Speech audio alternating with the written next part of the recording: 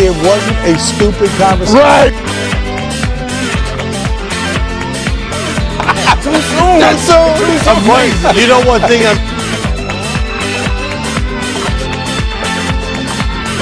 on both sides of the football, at minimum. The left tackle played bad. The right tackle.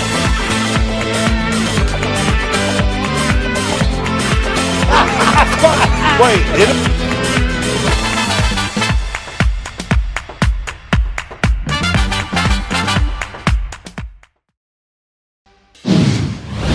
you know what? Even before the show starts, these guys are rocking and rolling already. We just say welcome everyone to the show that the pros watch. I'm James Brown. There's no question. Thrilling plays, amazing finishes, and one of the games of the season can mean only one thing, Phil. Guess who's back in the chair?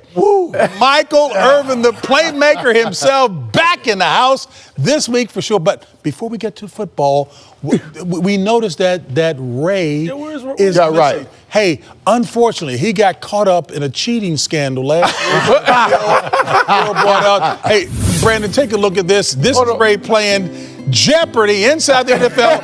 Phil notices he's just writing. He's not even writing anything. He's acting like he's writing. Yeah. He looks at Phil's answer. Now the clock is over. He can't write anymore. And then look. Did he try? He wrote it in. He's not showing up. Only because of that, he's not showing up also because those Ravens are losing, and he knows we're going to get on him about those Ravens. Well, how are the Cowboys doing? We ain't talking about that right now. Oh, we ain't talking about that right now. That ain't got nothing to do with that right now. Ray will be back next week. But you know what? That's a perfect segue to what did we learn this past week, Miguel Irvin? Yeah, and I want to start with this because the guys got on me last Thursday. I took the Tennessee Titans to win that football game. We all did. And everybody in Coach Land jumped on me. And I'm willing today to say this to all the Colts people and all the Colts fans, that I'm considering now that it's time for us to put the Colts in that real hunt. In the AFC, the Colts in that hunt for trying to get to a playoffs. Now they got Michael Pittman playing better. He had his first 100-yard game. That defense they have is very good. When you talk about what's going on in the AFC, Kansas City, the teams you got to play against Pittsburgh, the Colts defense, number one in total defense, third in scoring, rushing, and passing. They can play. And on the NFC side, I want to throw the Rams in that hunt, too. I don't think we talk enough about the Rams. And I think the Rams now deserve to be in there. Now, all the Colts fans, back up and get off me. I gave you some love right here on Inside the Brandon NFL. comes in here ready. What's on your mind? Yeah, well, first of all, that was my team that I picked to come out of the AFC as a dark horse. So preseason you've predictions, been giving them love. I've been giving the Colts love. But what did I learn this week? Absolutely nothing. Absolutely nothing. Wow. I called my guy Phil Simms. I'm like, look, Phil, give me what it takes to be a quarterback in the National Football League. I said 5 to 6 things. 30 minutes later, on the call, I have nothing. Nothing. You had me on the phone for 30 minutes and you didn't answer the question. I told him everything. No, he no, you kept didn't going. give me nothing. Wait, he kept going. Oh, you're great. This is great. No, I didn't. No, JB, 30 minutes on the phone. Had nothing. You know what he said at and the he's end the of it? quarterback guru. Right? I'm not going to dispute that. Come on. But, hey, what did I learn? Hey, the Miami Dolphins, you talk about the Indianapolis coach. You're late to the party. Yeah. Where you been? Yeah, I gotta give him- You looked at their defensive front. That's one thing. So T.Y. Hilton, the receivers, that's great. T.Y. But the Miami Dolphins, listen, I'm just telling you, it's real. Yeah. And why is it real? It's real for a lot of things. A lot of good young players, but it's their defense that's really going to carry them and make the job easier for Tua. And what a great job Brian Flores has done. I was going to say, do you think Brian Flores cares anything about what the media has to say He about couldn't care about anything. Listen, I've never seen anybody, boom. So he focused. doesn't care. He knows what he thinks, and whatever he's thinking is right. We'll begin, as always, with the highlights, and we kick off with 3 of the most talked-about games of the week. Buffalo at Arizona. Matthew Stafford mic'd up for the game at Washington. No, actually, it was Washington at Detroit. But first, Baltimore Ravens going down in the rain at New England. What's up, Phil? Before the show started, we said we wouldn't yell. Have we yelled already? That was my average. Hey, fellas, I'm sorry. The most intelligent thing I can say is, play. Wow, because that was an incredible play. Perhaps the most exciting play in football, the Hail Mary. I'm sorry, I'm getting caught up with everybody else. The Hail Mary that we saw. Look here, the beautiful thing here is that we've got a Super Bowl winning quarterback to walk us through it. We got the playmaker himself, a Hall of Famer. Now, they wrote for me just to say, and Brandon, I have big respect for you. Who did that, Ray?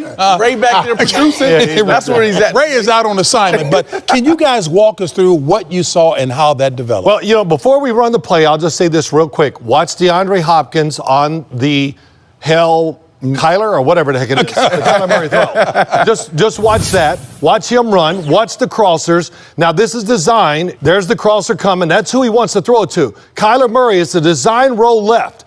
The center, Mason Cole, pulled out the block. He doesn't get out there quick enough and can't get there and make the block. So Kyler Murray has to dodge a guy, gives him a little dead leg, and all he really has a chance to do now is to throw it up in the end zone to DeAndre Hopkins. When you watched it, you saw DeAndre Hopkins was not running full speed, and there he catches it in between the three best defensive backs of the Buffalo Bills. I see why you were in the booth for so long. That was really good. Yeah. You know, but this is what makes why I grew up watching the show, because now you get the inside.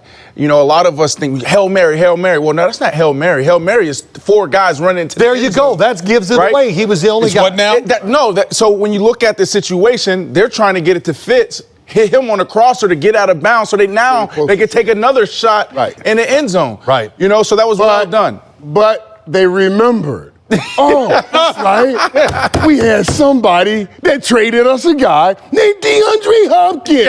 And as Kyler Murray faked that dude out, he said, why even mess around with it? And it was simply, for me, the greatest play by a wide receiver in that situation ever in the history. The way he caught that ball, too. Now, most times you catch the dog. That was a great play. So you're saying greatest ever, you mean just Hail Mary? Hail Mary play, touchdown, win the game, situation like that. Everybody and their mama knew you were doing this, and I still mossed you and got that What's play. the strategy behind it as a receiver and or the defender? Well, I mean, before we get on that bus Saturday, the last thing we do is go through situational football. And the last situation we go through is Hail Mary. And then we go to victory formation. And we're going through exactly what we're supposed to do, step by step. So if I'm a wide receiver, I have a job to do. It's not just running to the end zone and catch the ball. It's running to the end zone for one person and go get the ball. And everybody else go block out. Well, what are the defenders supposed to be doing? They're supposed to be knocking it down, but this is why you bringing this up and highlight, because nobody's talking about that. It's so important because you just think guys just go out there and just running around. Right. No, it's situation. That was a two-play situation. Right. We're going to hit Fitz. He's going to get out of bounds. We're going to be closer to the end zone, and then we'll throw it in there. But it's important just to break down. That's where the good teams separate themselves. The good teams become great. The good teams stay good. Some good teams go bad because of situations. Is it simply What's unique on that play is, yes, they are trying to come across and get them, but they left themselves that space. If not, they would have put D-Hop on the three receiver side and made him the point man. So they knew that option was alive when they said, we don't get Larry, you toss it up. Well, a couple of things. One, if it's not Kyler Murray, he doesn't get the football off because you needed the quickest feet and the quickest change direction to get it done. And, of course, DeAndre Hopkins, probably the number one receiver in the NFL we would pick to catch that ball. That's just bad execution on the defensive side. You can grab, you can scratch, you can do whatever, because they're not calling defensive hold on, before we go. Hold on, guys. Let's watch the play before the touchdown. I want to show y'all this. This time, Justin Pugh is going to pull out to the right, and he's going to block. Watch how he seals it. We got blockers, so he's outside. Look at the guy running down the middle of the field. Touchdown. The play before. It's wide open. Throw it across the field. He's going to score. I guess Kyler Murray didn't see him, but that was a really well-designed play that I have never seen. Never seen you haven't seen that, have you? Seen that one. That was good. So that play, I'm sure the coaches went, oh, my God, it was there. But Kyler made up for it with that great footwork. And let me just last thing, I can't take this calling it Hail Murray. Help me! All he did was throw it. Why not call that Hail Hopkins? He had to grab it. Man, these receivers, we don't give them enough love, man. It's not a Hail Murray. Hail Hopkins! Hail Hopkins! Great play, D. This is why. Make no mistake about it, it's been a tough couple of weeks for the Seahawks, and suddenly a lot of questions are being raised about their Super Bowl credentials, believe it or not, Phil. And they are not alone. Time to talk trouble in paradise. Is there trouble in paradise? Well, yeah, and let me tell you why there's a little trouble here in paradise in Seattle. First of all, we've all talked about that defense. You know, the defense has been giving up. It's historically horrible over the last few weeks. But Jamal Adams is back now, and you can see Jamal Adams makes a difference on that football team. So I'm expecting that defense to get better. Right, held the Rams to 23 points. Everybody's talking about, and he had let Russ cook. Russ throwing the ball up the field has been doing great. We had him an MVP. I think Russ needs to stop cooking so much and start dropping appetizers. Some of those short passes. DK Metcalf didn't even get targeted until 40 seconds left in the third quarter because they're trying to go up top. And they got Jalen Ramsey and safeties all here. Just drop some appetizers, buddy, and matriculate that ball down the field. That'll help. Try running the ball a little bit, too. Just try. That's right. So Baltimore Ravens is another one, JB.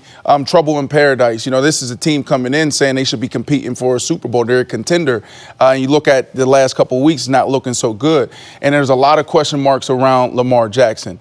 And people keep talking about Lamar. And I'm going to continue to stand on the table and talk about Greg Roman. Greg has to do a better job, and I don't even know if he's capable of doing a better job. And it's not because he's great at what he does. Phil will tell you, like he's one of the best in the game at creating a run package in a run game, and everything is built around that. Now, for them to take the next step, they need a better offense. Right now, this offense is disjointed. When you look at the run game, misdirection, quarterback runs, power like there's so many things they do well there, but it doesn't match the passing game. We're talking about a spread offense, a drop back offense. It doesn't make much sense. So what they need to do is they need to go get a passing game coordinator. They got to find somebody who can dial it up and coach it all together. Because if you don't, you lose Lamar Jackson. So there is trouble in paradise in Baltimore, but they can turn it around. So it's not just about Lamar regressing. It's about those guys not making enough progression in that offense. 100%. You know, I watch it every week. I hear it. Lamar Jackson is finding the right guys. He's throwing the ball really well. In the pouring rain, he threw the ball great up in New England. And pouring. You know, you're allowed to stop the run, too, which Baltimore did not do this. Well, they had two defensive linemen now, Calais. No excuses. We don't want to hear excuses. Drew Brees, is that an excuse? Trouble in paradise down in New Orleans? No.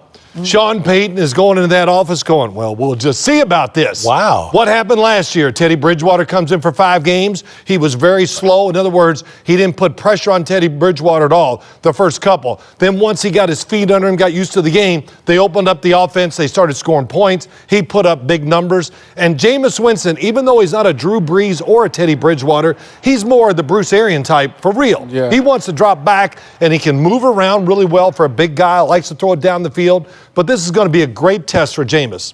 One, to see if he can do it, to see if this offense can continue to do what they do, and to save his career. Because once you lose your starting job in the NFL, there's so many guys coming in.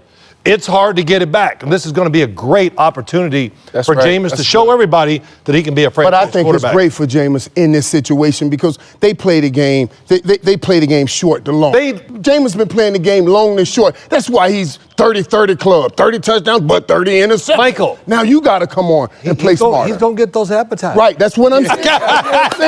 They'll learn to play the quarterback position now, not just play football. Brandon, I wonder how big that appetizer is going to be on that plate, though, right?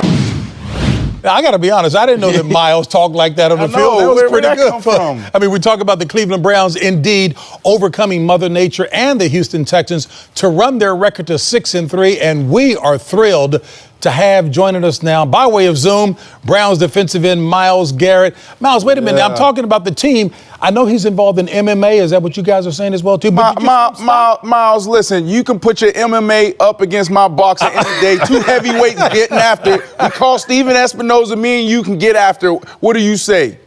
You still a heavyweight right now? I'm still like he's a heavyweight. Light heavyweight, no, I'm middleweight by 250. now. Hey, that's that retired weight, Myles. Hey, Myles, first thing I wanted to ask is, you guys as a team look radically different than last year in terms of the way you're playing and, of course, your record. Talk about what you see different about the team and specifically Kevin Stefanski, the head coach. And it's all just moving so fluidly. You know, we really picked up steam.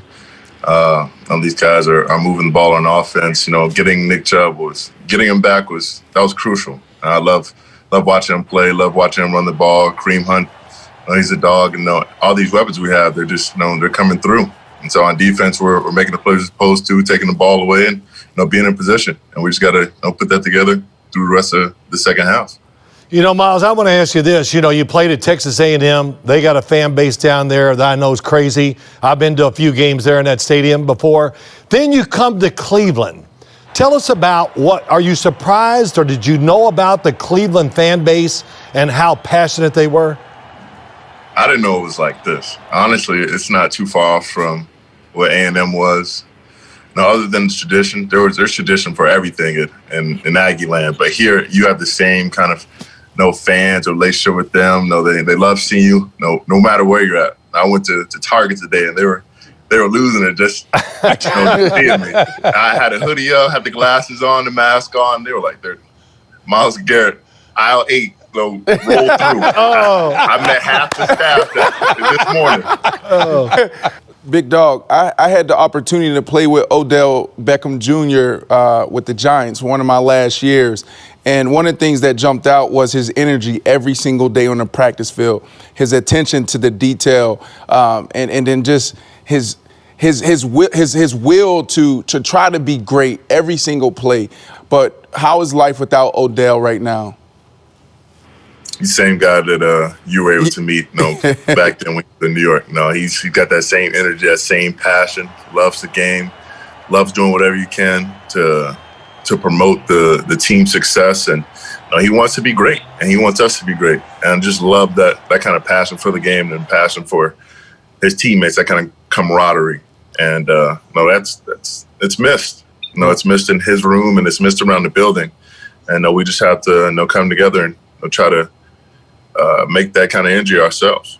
You know, Miles, I know you've answered this question a lot too, but I got to ask you, last year, your incident with Mason Rudolph during the game and all that. So you answered all the questions, and here we are again this year, you're playing. But before y'all played the Pittsburgh Steelers, I saw you went over and you talked to Mike Tomlin, and it had to be a great moment for you, just like to clear the air. How was it for you? Seeing Mike was kind of like I didn't see him as a coach before the game, Right. Before we, start those 60 minutes, he's just a family friend. My mother, my uncle went to school with him and his brother. And so they've known each other for a very long time. And so, we were just talking and catching up.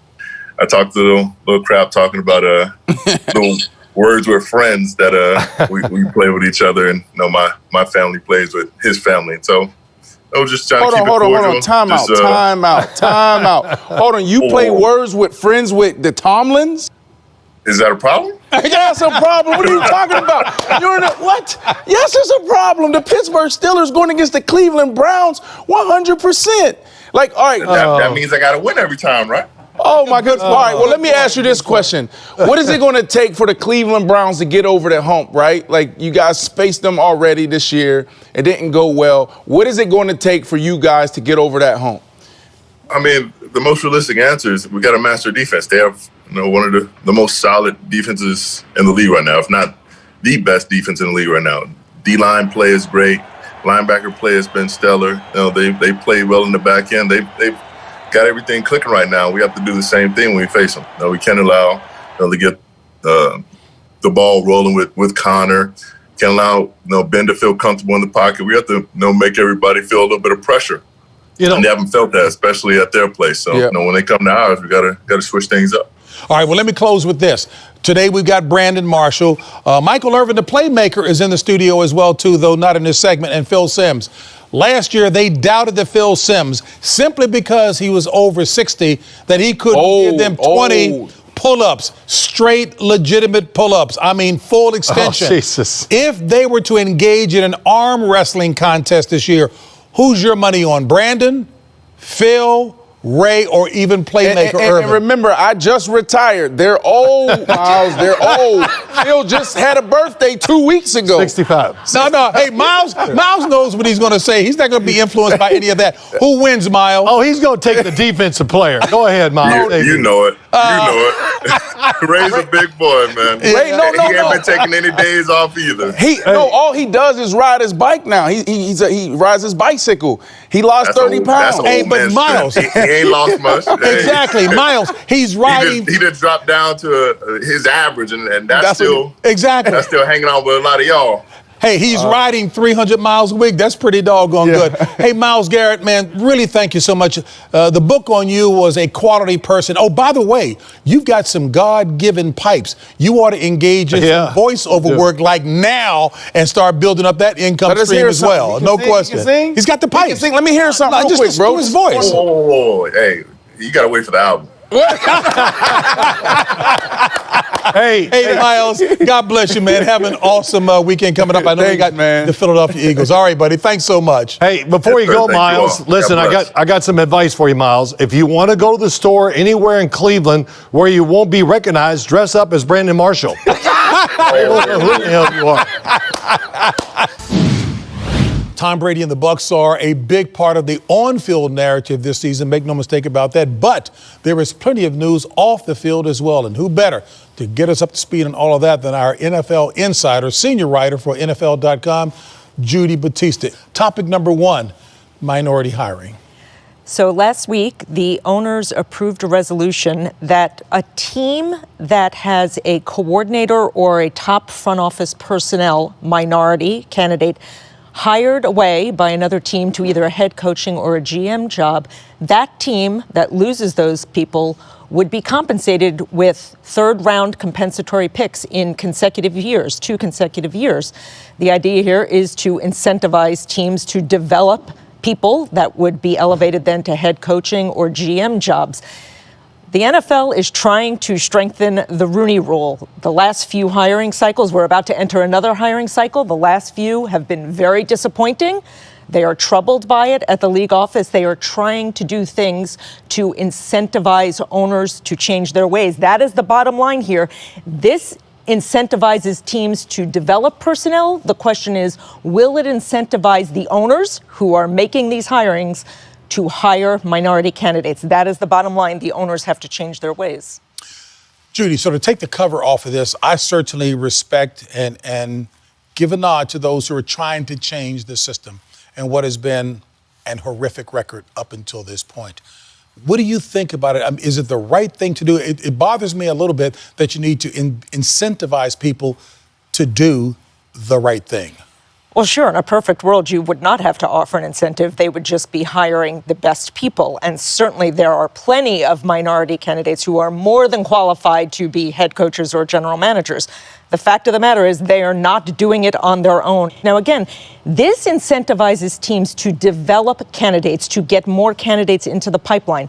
But let's be frank about it, JB. There are plenty of qualified people already in the pipeline. The question is, when the hirings are made in January and February, will the owners pull the trigger and hire these guys? Have been in the pipeline for decades. Yes. And look, I clearly commend the commissioner, Troy Vincent, and some owners like Steve Bisciotti and others who are trying to do the right thing. I pray that the rest will come on board as well, too. COVID-19, the way that's been handled so far, talk about that. Look, they're actually on a pretty good streak right now. They've gone 5 weeks without a schedule disruption. They've had no cancellations so far. We're more than halfway through. Last week, the owners approved what would be, it was described to me as the, in case of emergency, break glass measure. And this is if they can't finish a complete regular season, 256 games, in either 17 weeks or even if they added an 18th week, if they can't get all of those games in, then they would change the playoff format. They would add another team in each conference. That would be 16 playoff teams, and they would go from there. That would be to prevent a team that had, let's say, only played 15 games rather than 16 from being left out because their winning percentage would not be as good. You don't want that just because a team that finished 10-5 would have a better winning percentage than a team that finished 10-6. You don't want teams getting in on a percentage like that. So they would expand the playoff pool. Again, this is only in an emergency. They fully intend to play 256. And right now they're on schedule to do that. They haven't had an outbreak really since the Tennessee Titans situation early in the season. They seem to have gotten control of it. They intend to play the season on schedule. Excellent detail. Judy, thank you so much. Thanks, JB. All right, folks, I know indeed that we have to be impartial here on this show, but pardon me on this occasion. Congratulations to Kirk Cousins for snapping his long Monday night winless streak. Phil, was that even? I think we got to give him a trophy. That streak of big game. On the flip side, the Bears lose their fourth straight, which can only mean it's time for Dear Insider. Does that get up under your craw a little bit? Well, in prime time, so-and-so's record. Well, what about the rest of his career? I don't know. Yeah, it does get me. Michael, your guy. We love it. Hey, Dear Insiders, earlier on the show, I watched you guys bust my chops about Final Jeopardy last week. Well, there's an old saying that goes, quote, if you ain't cheating, you ain't trying, end quote. I'm sure at least one of you guys has resorted to cheating during your playing careers, right? Thanks in advance, Sugar. Go ahead. Well, Michael, you take it first. You in blood, man. And Sugar was just trying to win. You do anything to try to win. I don't mind a man trying to win. Well, listen. I'm so upset about that. I never cheated in football and sports. But damn, did I cheat in school? Oh, you're honest about that. Yes, I did. I have to admit. Don't listen to them kids. Don't listen to them kids. Ain't nobody should be cheating. Ray Lewis, that's why he's suspended. He needs to stay home, and they need to extend him for a 2-game suspension, 2-show suspension. Tight. Did Steven Espinoza enact that suspension on Ray Lewis? Is that why he's out? Yeah, 100%. 100%. We don't have that here. No, 100%. No. Hey, Phil, but you had to know, when you saw Ray, he wasn't even looking at the board. He was this guy right. I looked over there and he had a question mark on it. And then he celebrates like he really did it. Oh, yeah, I won. Get out of here. Hey, but we love him nonetheless. Ray's a good guy. We had to have a little fun. Hey, folks, that's it for us. Thank you all for watching. We'll see you again next week on Inside the NFL right here on Showtime. Now, in school, I hadn't cheated. I wouldn't make it through if I didn't. Phil, did your parents know that you actually did that? Did they ever find out? Well, no. But you're talking on national